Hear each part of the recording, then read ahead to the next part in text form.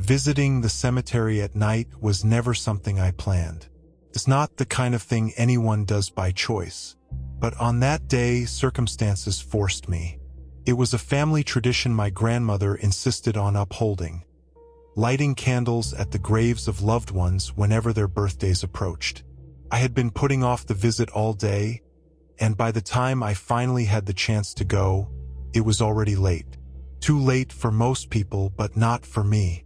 The cemetery was deserted when I arrived.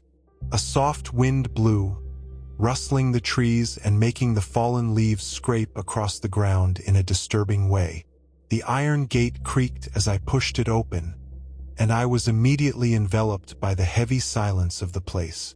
Although the sky was clear, darkness seemed to consume every corner. The headstones stood like sentinels, draped in long, distorted shadows. I walked along the path that led to my grandmother's grave, trying to convince myself that there was nothing unusual about being there. It was just another visit like so many others before. I lit the candles and sat for a few minutes, taking advantage of the tranquility to reflect.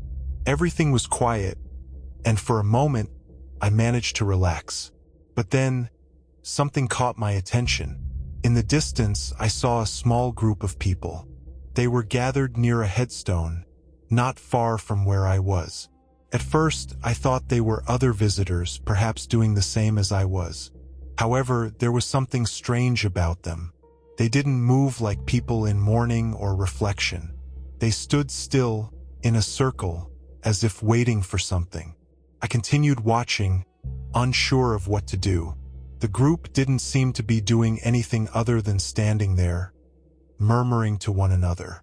But the way their heads were tilted toward the center of the circle, and the fact that they were there at such an odd hour, began to make me uneasy. The cemetery, once so familiar, now felt full of secrets. I thought about leaving, but something held me back. A mix of curiosity and fear kept me rooted in place, observing them. Then one of them looked directly at me. My heart raced. That look was empty, emotionless, as if he were analyzing me. Slowly, more members of the group began turning their heads in my direction, their faces barely illuminated by the weak moonlight. None of them moved, but the way their eyes followed me made me feel exposed, vulnerable. I decided it was time to go. I stood up slowly, trying not to seem scared, but every movement I made was tracked by those eyes. As I walked back toward the gate, I felt the panic rising.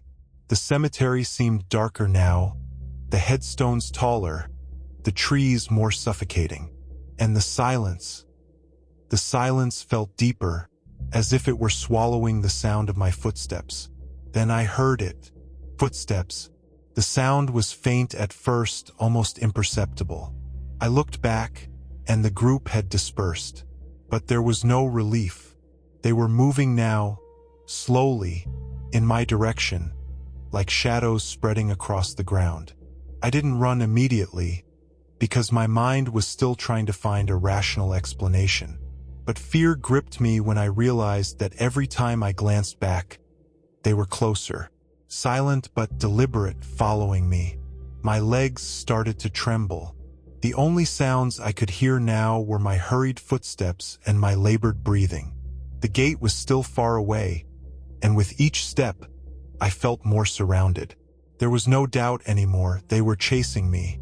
Every movement seemed calculated, as if they were guiding me somewhere, pushing me deeper into that maze of tombstones. I quickened my pace, trying to remain calm, but it was impossible. The footsteps behind me sped up as well. I glanced over my shoulder again, and they were closer than ever, their figures obscured by the shadows of the trees.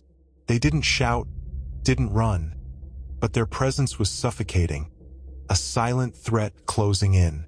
Finally, the gate came into view, but so did they. Their forms were now visible, strange silhouettes, their heads tilted unnaturally, their eyes fixed on me. That's when I realized there was no more time. I ran. The sound of my feet hitting the ground seemed to echo throughout the entire cemetery. The footsteps behind me quickened as well. I could feel their presence all around me, as if they were closing in, about to reach me. Fear overtook me completely. A visceral terror of being surrounded by something unknown, something that felt like it had come straight out of a nightmare. When I finally reached the gate, I looked back one last time. They were standing still just a few meters from me. They didn't make any moves, but the simple fact that they were there watching me was enough to paralyze me with fear.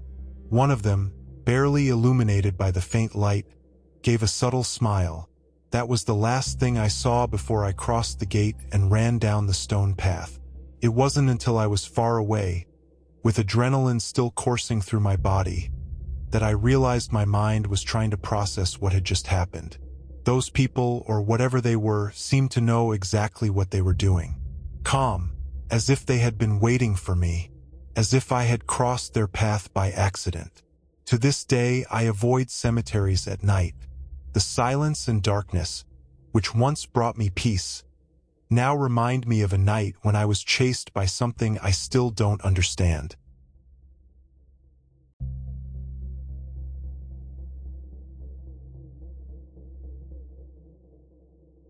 Visiting the cemetery had always been something I did regularly.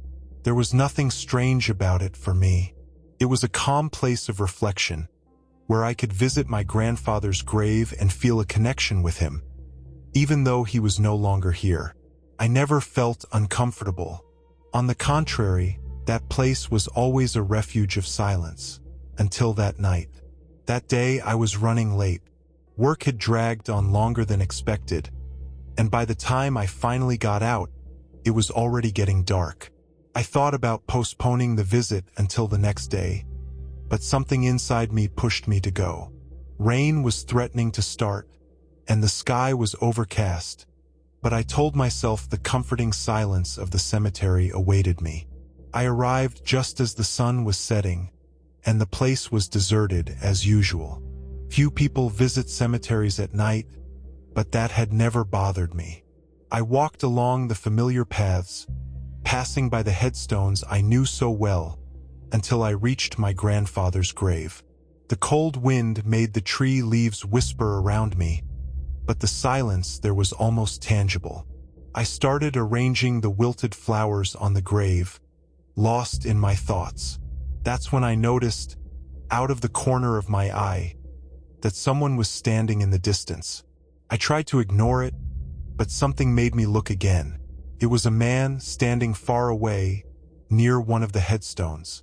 He seemed to be observing something but wasn't paying much attention to me. I figured he was just another visitor and continued with what I was doing. Time passed, but the man remained. Now, though, he was closer, which sent a strange shiver down my spine. I tensed up for a moment, trying to figure out what it meant. There was no one else around, and I was beginning to feel uneasy. I glanced at him again, this time more carefully. He was still standing there, but something about the way he watched me made my skin crawl.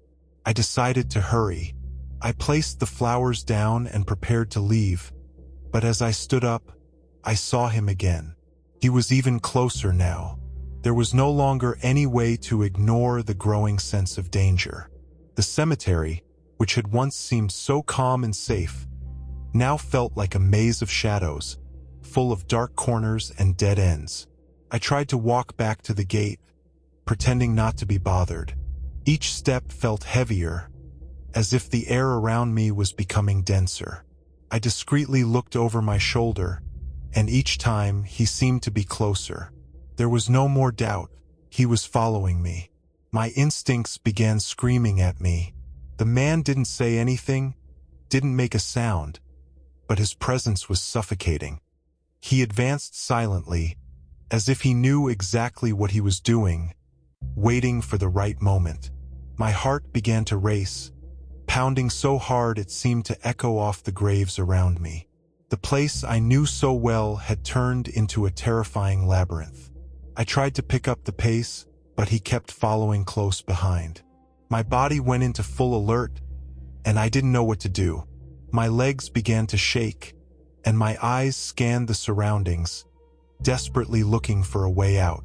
The main gate seemed miles away, and the man was now only a few meters behind me. Cold sweat dripped down my forehead despite the chilly wind. Then I noticed he was starting to walk faster. I turned completely and began to run. There was no more room for doubt. My feet pounded against the dirt path, and I could hear his footsteps speeding up behind me. Fear overtook me, a visceral terror of being alone, at the mercy of someone with clearly dangerous intentions. Every headstone seemed like an obstacle. The trees swayed like threatening shadows, and the distance to the gate felt endless. I could feel his presence right behind me, getting closer with each passing second. I tried to stay focused, my lungs burning with effort, my heart pounding in my ears. Every step I took felt like it wasn't bringing me any closer to the exit. When I finally reached the gate, I glanced over my shoulder. He had stopped. The man stood there, just a few meters away, still staring at me, but now, smiling. A sinister smile, as if he knew I'd never return to that place without thinking of him. He didn't say a word, didn't make a move. He just stood there, motionless, watching me as I crossed the gate and left the cemetery.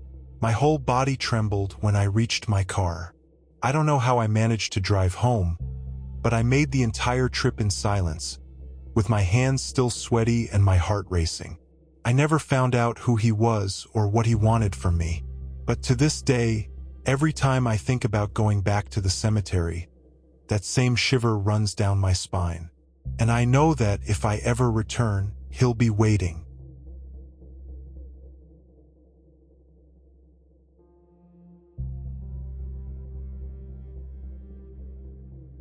I often visit the cemetery on quiet days, always in silence, without rushing. It's not something most people enjoy doing, but for me, there's a kind of peace in that place. The grave of a close friend, who passed away tragically, is where I go to reflect. Though the space holds sadness, it brings me a certain relief, a way to connect with the memories that remain. The afternoon was overcast, the air humid, and I was alone. Few people tend to visit at times like that, and the absence of human voices made everything even quieter. I walked along the dirt paths, passing familiar headstones. The light breeze carried the rustling of leaves, a sound that was almost comforting. When I reached my friend's grave, I knelt down to clear away some debris and adjust the wilted flowers. Everything seemed normal until I noticed something strange at the adjacent grave. The soil around it appeared disturbed, as if it had recently been tampered with. At first, I didn't pay much attention. Perhaps it was the wind or an animal digging around, I thought, but the oddness of it made me take a closer look. I stood up slowly and approached. The ground around the grave had indeed been shifted, as if someone had dug and then tried to cover it up. My body tensed. Why would someone do that? I looked around, but the cemetery was still empty, with no sign of another person. The silence grew heavy, and I started to feel a rising unease. Just as I thought about stepping away, I saw it, a figure crouched, just a few meters away, beside another grave. The person was hunched over, digging in the earth with their hands, as if desperately trying to unearth something. What chilled me was the clear realization that this wasn't a gravedigger. There were no tools, nothing to suggest the work was official.